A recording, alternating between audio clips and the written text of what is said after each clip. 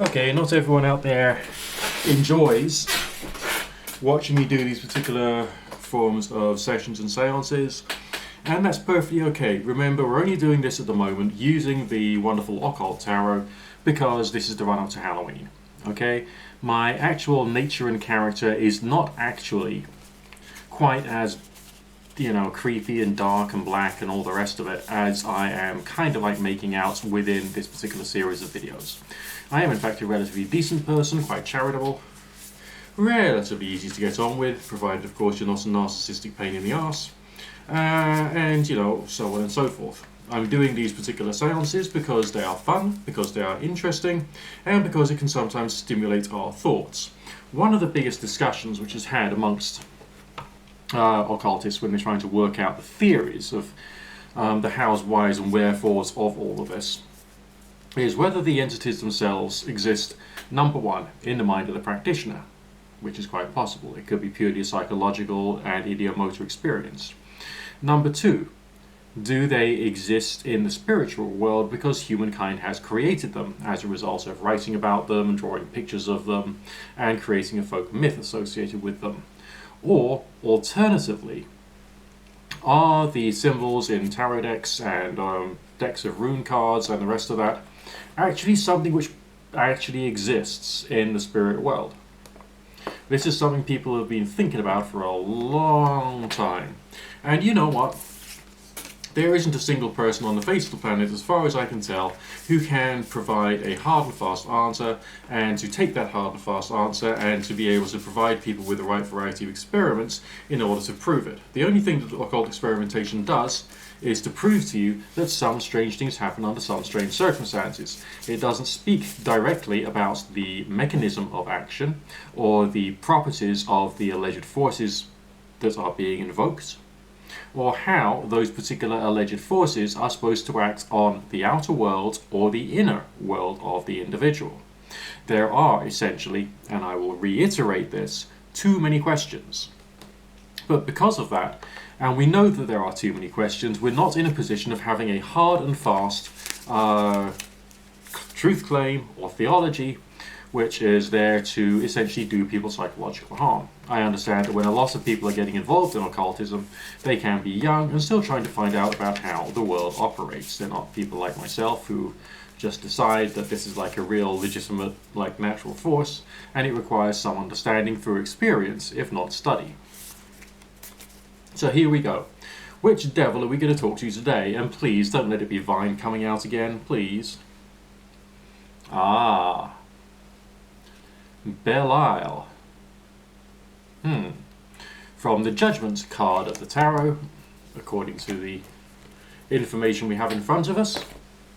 And so therefore, presumably we can expect that Belial was chosen for this because his energies and his character is somehow strangely connected to the message of the Judgment card of the Tarot. So therefore we can assume that there's messages about balance, messages about understanding, and of course, perhaps literal justice.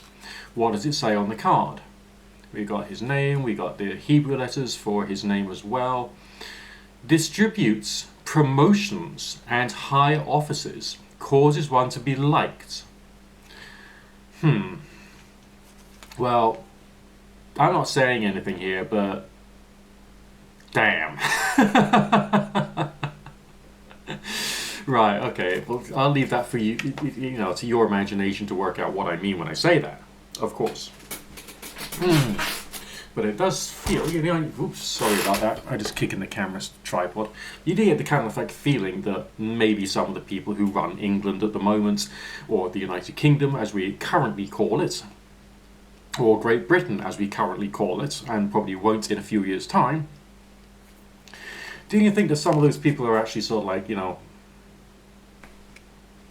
just like, hey man, just like, come on, give me a few favours, I want to be Prime Minister again, Jesus, come on, you can do it. I don't know.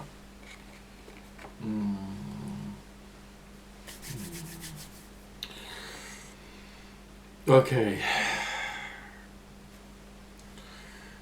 Belial, are you there?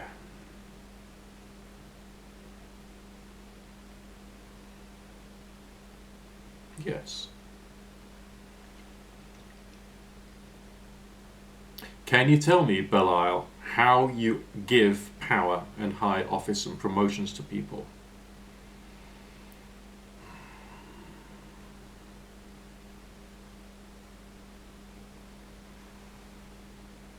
M.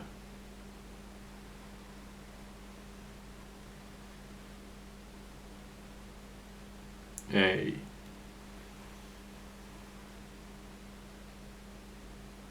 K.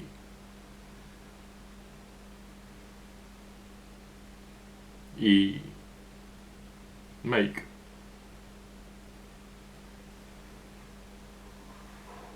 Make what?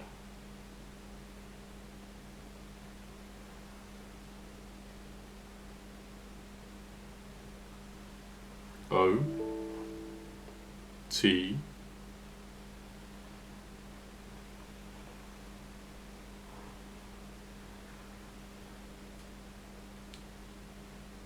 H. E.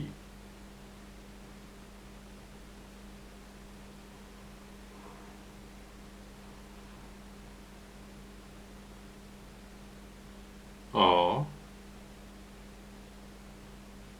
S. Make others.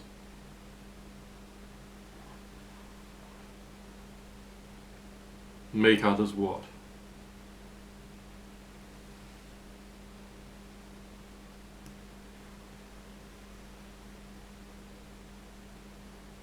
B.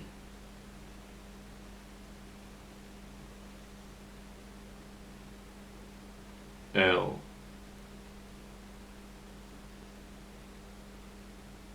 I.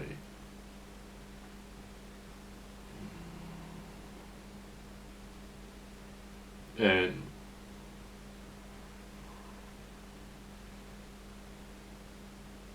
D. Make others blind. Is that your main method? Is this another variety of misdirection tactic?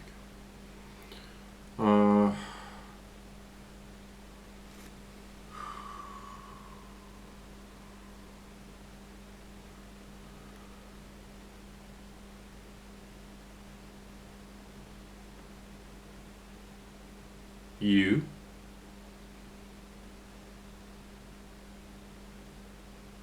S.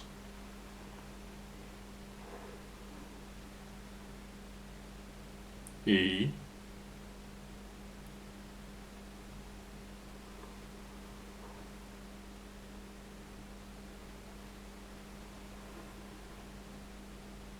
T.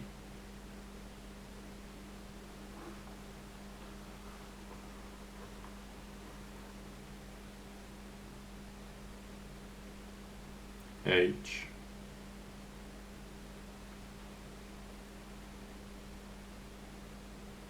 E.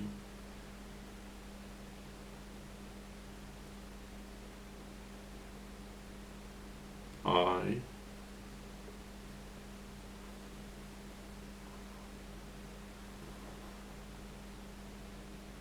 R. Use their. Use their what?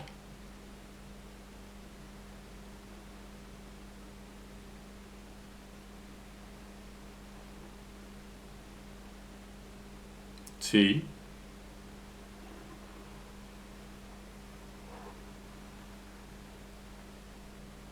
H.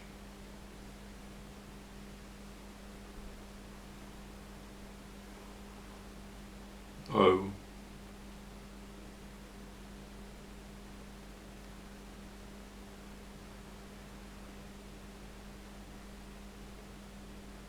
U. T. S.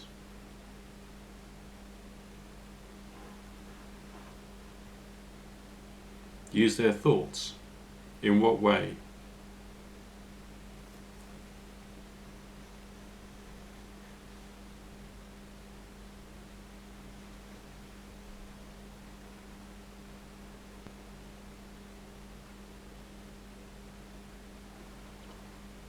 S.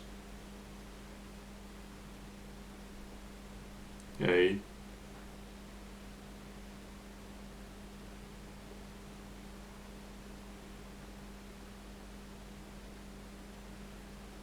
W,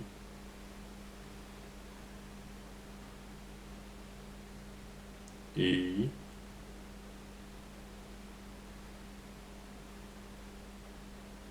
A,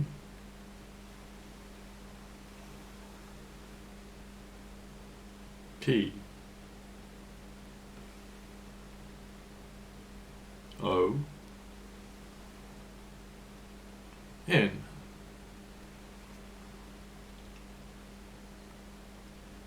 Use their thoughts as a weapon. So are you like distracting people away from reason?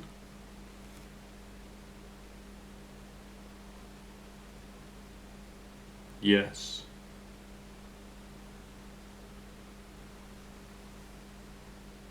Goodbye.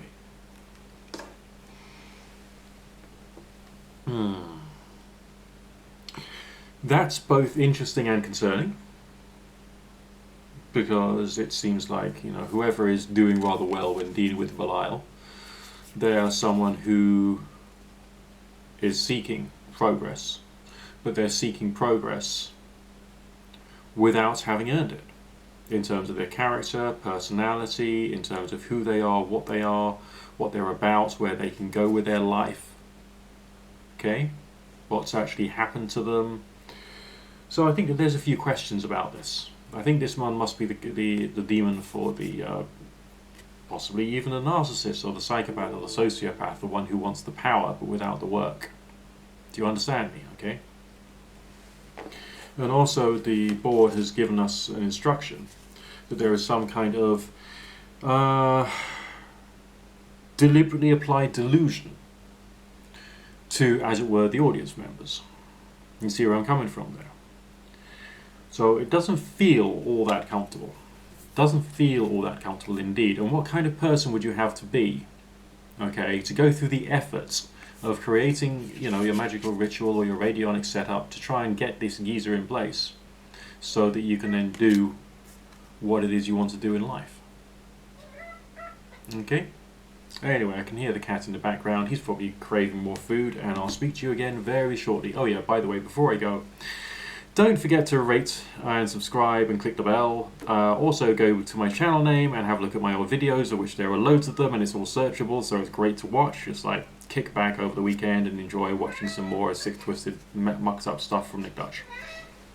What else can I say? If you are feeling very generous, then obviously there's the super thanks button for those of you who appreciate this style of delivery and this style of work, and of course myself as a professional reader. And if you just want to help out a professional tarot reader, you know, during the cost of living crisis, there's a way of doing that through the super thanks button. Next, I'll say I've got plans. It's going to be interesting. Stay subscribed because there's some good stuff coming.